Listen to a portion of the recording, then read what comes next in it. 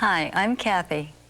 Tonight I'm preparing a Southern-style dinner, and it's actually possible to prepare a Southern-type meal without a lot of fat and cream in it. Come into the kitchen and let me show you what I'm going to make. For one thing, I'm going to replace a Southern fried chicken with a Southern fried tofu. And there are a few steps that need to be done before I actually start frying. The first step is that I already have simmering in a pot a sauce that I'm going to cook the tofu in. This sauce consists of 4 cups of milk, a 1/4 cup nutritional yeast, 1 teaspoon spike, a 1/4 teaspoon of asafoetida or half of an onion, and a 1/4 teaspoon of black pepper. Now those ingredients should just get mixed together and be left to simmer in a pot for about 25 minutes. And that allows all the different flavorings and the seasonings to mix together. Then the mixture needs to be allowed to cool off. So I'm going to set this aside. I've got some already made and cooled. It's really important to cool the milk mixture off because we're going to put some tofu into it. And tofu gets kind of stiff and rubbery when it's cooked. And because a good Southern fried chicken is considered excellent when it's crispy on the outside, but nice and juicy and succulent on the inside, we want our Southern fried tofu to be the same way. Now I'm using, for that amount of milk, you can use either 2 or 3 pounds of tofu. And of course, if you have a much smaller family to feed, you can always cut this recipe down. To prepare the tofu, you want to take a 1-pound block and cut it into 4ths this way, and then into 4ths this way. So you get 16 oblong-shaped pieces like this. And then these pieces get soaked in your milk mixture, but they must soak for about 8 hours. So I usually like to just do this step the night before and just put the whole mixture, the milk, along with the tofu cubes into the refrigerator and let it sit overnight. And then, of course, the next day when you're ready for the other steps, we'll go ahead and assemble it now. I'm going to heat up my oil because it needs to heat up to about 350 degrees. And I'll show you the assembly now. Right before you're going to prepare your Southern fried tofu, mix together a mixture like this made with 4 cups of whole wheat flour, 1/2 cup of nutritional yeast, 4 teaspoons of black pepper, and 4 teaspoons of vegetable salt. Just mix those ingredients together thoroughly, and you have the breading for our Southern fried tofu. Now to assemble everything, you need to go and buy, of course you want to do this before, not once you got everything laid out, but buy some aburagi or age shells at either a Japanese grocery or in some supermarkets. And what these are they're little pouches of deep fried tofu. And they really do make pouches. The Japanese use this to stuff rice into, but today I'm using this to stuff tofu into. Just make a little pocket by cutting one of the small ends open, like this, and open it up. And as you can see, it's like a little golden skin on the outside and some cooked tofu on the inside. And this is going to be our tofu skin.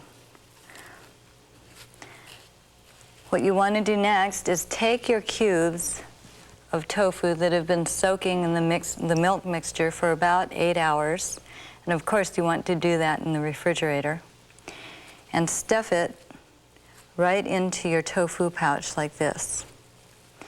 And then close it up with a toothpick. Now these toothpicks get left in after they're cooked, so you'll have to warn your family or friends that are eating this to watch out for them.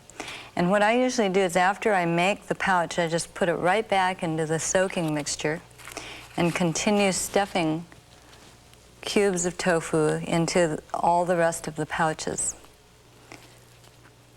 Now you've got, if you remember, you can use either 2 or 3 pounds of tofu, and that's 16 cubes from each block. So that means that you need quite a few age pouches because you wrap each little cube of tofu in one of these. And these are fairly expensive.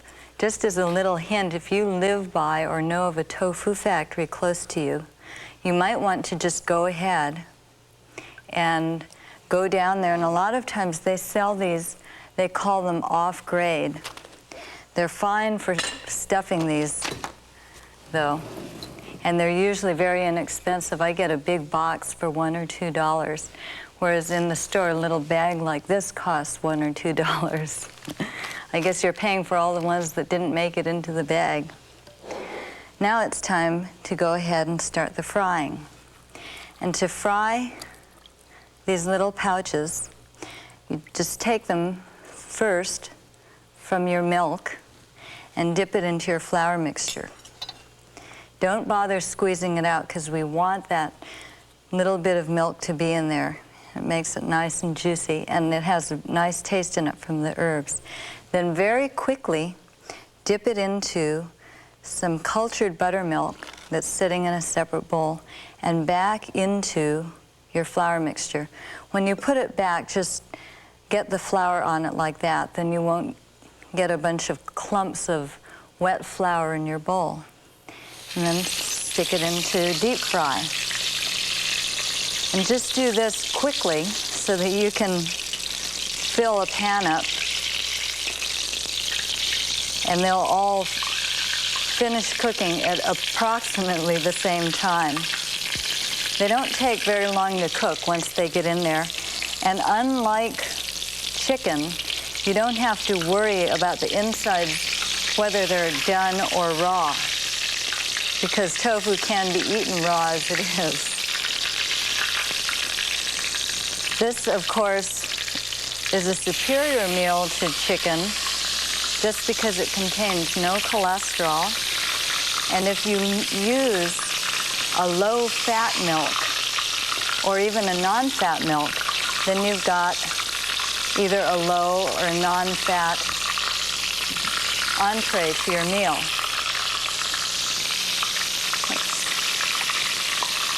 Okay, now these are the first ones that I put in the pan are ready to flip already. I'll have to wipe my fingers off first. Here, as soon as the edges can be seen to be turning a golden brown, just take a pair of tongs and gently flip each piece.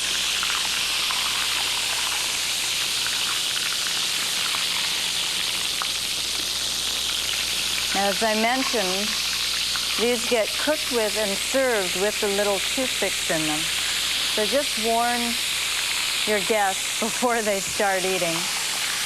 It shouldn't be that hard to eat around a toothpick, though, especially when you consider that when people eat chicken, they have to eat around bones. Now, when these are done, just take them out and drain them on a paper towel, like this. Actually, a few layers of paper towel. And you can continue making these, and to keep them warm, just put the finished ones on a brown paper bag on a cookie tray in an oven, and keep the oven heated to about 200 or 250 degrees. Now, all your extra wheat flour mixture and your milk mixture don't have to go to waste. I'll show you how you can make a really delicious gravy using your wheat flour mixture and your milk mixture.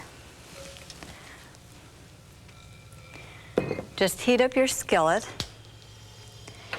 And first, put in 1 cupful of the flour mixture. And if you've, as you've been cooking, found that you've gotten little lumps of dough, you might want to sift the flour into the pan. But just take your flour and brown it a tiny bit in the skillet. There's a lump right there. I'll just take it off. And we just want to toast this a tiny bit. And I usually add a tiny bit more flavoring to this just by adding 2 teaspoons of sage and 1 teaspoon of thyme. And I'll mix that together first. And then add the liquids. Now to add the liquid, I'm going to use the rest of the milk by pouring in 6 cups of this milk mixture.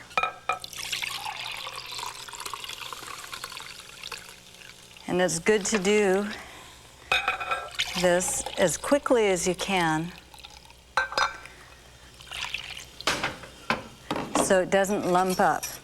Then just take a wire whisk and whisk your flour in, along with a little bit of soy sauce and lemon juice. And then just whisk it until it thickens up. And you've got a nice brown gravy using the rest of the ingredients that you use for your southern fried tofu. Let me give you an idea of a salad that you can serve along with this. I think we probably all think of southern fried chicken and coleslaw. This is kind of a different and a healthier version of coleslaw. Of course, the main ingredients of coleslaw are always healthy. We've got 4 cups of very finely shredded carrots and 5 cups of very finely shredded cabbage. Of course, they're raw and they're very, very healthy vegetables to use. So you just toss those together. And what makes the difference in a coleslaw is what you use in a dressing. Now I'm going to give you a recipe that I got from a place called Murrieta Hot Springs, which is a health spa. And therefore I'm calling this a Murrieta coleslaw. To this I'm going to add 2 cups of eggless mayonnaise, half a cup of low-fat sour cream or sour cream, 2 tablespoons plus 1 teaspoon of apple cider vinegar, 2 teaspoons of honey or fructose, 1½ teaspoons of dill weed, 1 teaspoon of salt, and 1 teaspoon of black pepper. Of course, this is simple. It's like a regular salad, but we'll talk about some of the alternate ingredients here. Instead of using a mayonnaise from the store, which usually contains eggs, which means cholesterol, and also usually a lot of sugar, I'm using an eggless mayonnaise, and there are some eggless mayonnaises available on natural food store shelves. And in this eggless mayonnaise, they use a soy protein as the base, so there's no cholesterol in here at all. And it's sweetened with a tiny bit of honey. And of course, because honey is twice as sweet as sugar is, there's just that much less sweetener in there, period. Now to this, I'm going to add my low-fat sour cream rather than using a real sour cream. And we've given this recipe before, but this low-fat sour cream has about 2 cups. I can't get it out. I better get a little spoon here. It has about 2 cups of low-fat cottage cheese blended together with a 1/4 cup of cultured buttermilk, 2 tablespoons of lemon juice, and about ½ teaspoon of honey. And to this, I'm going to add the vinegar. Apple cider vinegar is a really nice vinegar. It's easy to digest. And the herbs, the dill weed in this gives the salad an especially nice flavor. And I mentioned that you can use either honey or fructose. I personally prefer using honey. There's a big debate about whether fructose is just as bad for you as refined white sugar or not. And then these ingredients just get tossed together. And of course, like any coleslaw, this one is much better if you chill it for a few hours before serving time, because then the flavor of the herbs in here especially just get to marinate and permeate the whole salad. And this makes a wonderful addition to any meal, but especially our southern fried meal.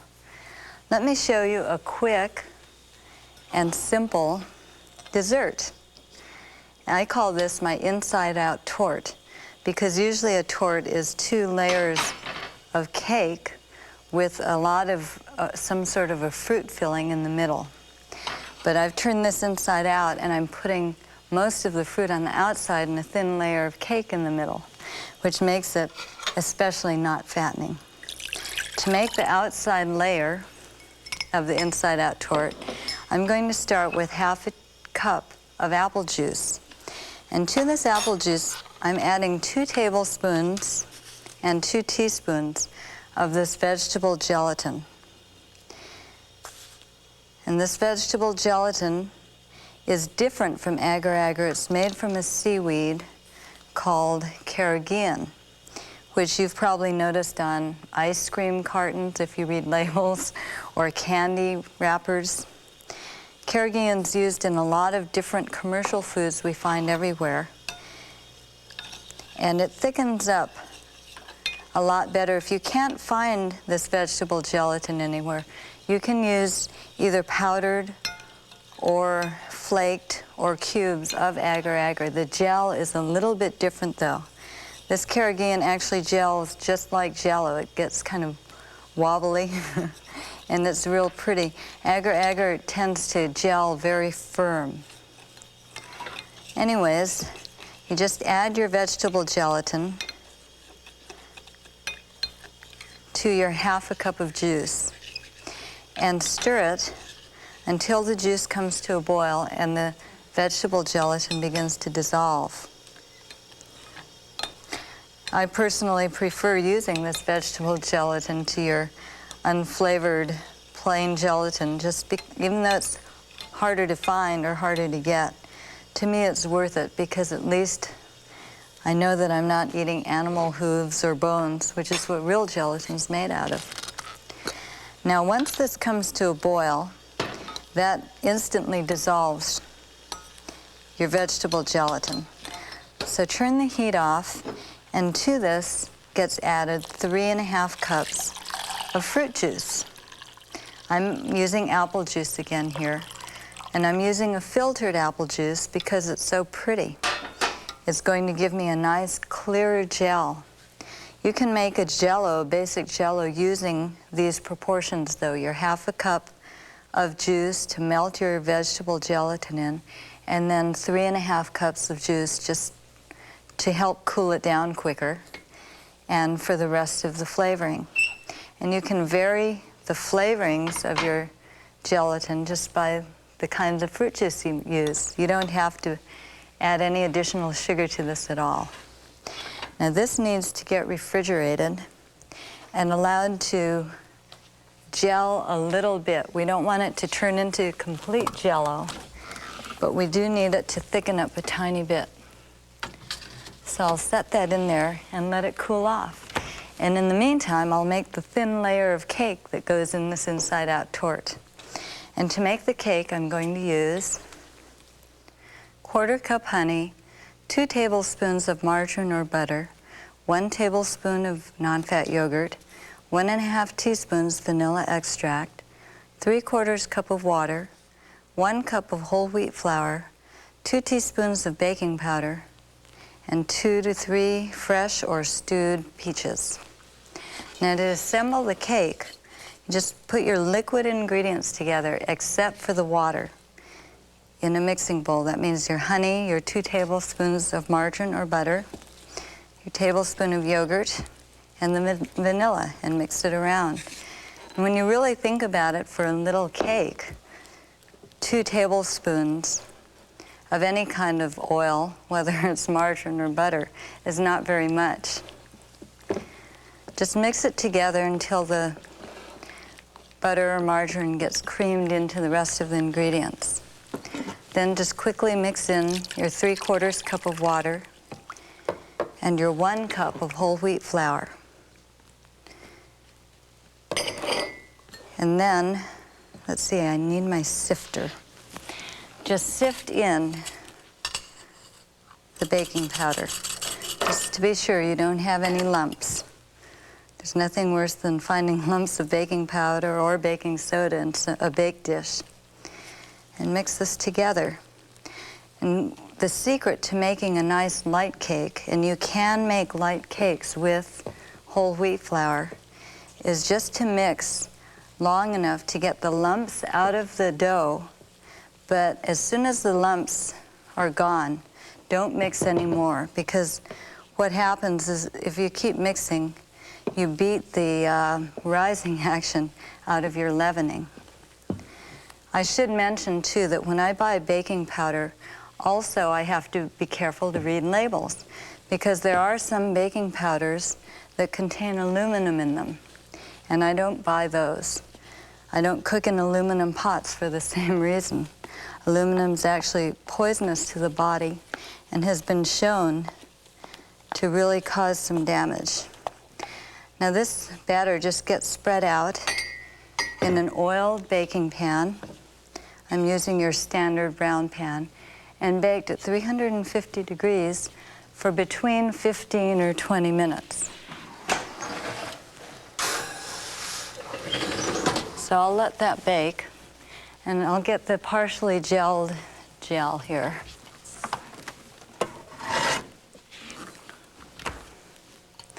Now, as you can see, the gel gels up quite well. Of course, this is only halfway gelled, and it will gel up more, but you want to get it halfway gelled so you can put 1/2 cup of it on the bottom of the same cake pan or the same size cake pan that you baked your tort in. And then we'll top this off with either 2 or 3 peaches, whether they're fresh slices or stewed slices. And you can just arrange the peaches very nicely in the bottom of a pan and use your imagination to make pretty designs if you like. And then take half of your gel and pour half of your gel on top of this and put your tort middle, the cake layer, in the middle, and then pour the other half like this. And this gets put back into the refrigerator and allowed to gel completely until it's the texture of a real Jell-O. Now, getting that tort out of the pan might be a little bit tricky. What you need to do is take a knife and cut around the edge, and then take either a bowl of hot water or a sponge with hot water in it, and sponge the bottom of the cake tray or cake pan until it heats up enough to just release the tort in one piece like this. And this makes a really refreshing dessert to be, of course, served after the rest of the dinner, which is our southern fried tofu. And of course, serve it with mashed potatoes, which are healthy, especially if you don't peel them. Top it with our gravy, maybe our coleslaw, or some steamed vegetables. This makes a nice, healthy meal. And just as it's important to keep our bodies healthy, it's important to keep our minds healthy. So here's some food for thought.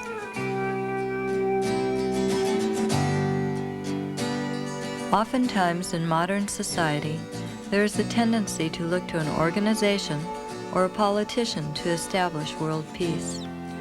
How few of us consider that peace starts with each separate individual, as Spinoza did when he said, "Peace is not an absence of war. It is a virtue, a state of mind, a disposition for benevolence, confidence, and justice.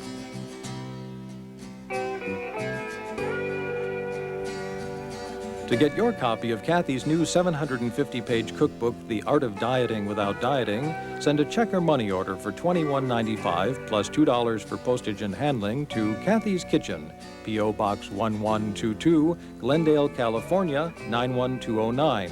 If you prefer to use your MasterCard or Visa, call toll-free 1-800-331-6161.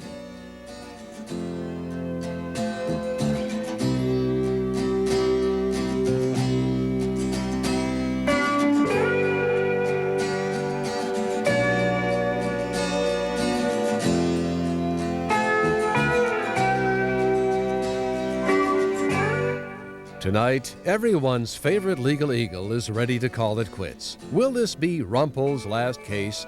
On Mystery, tonight at 9.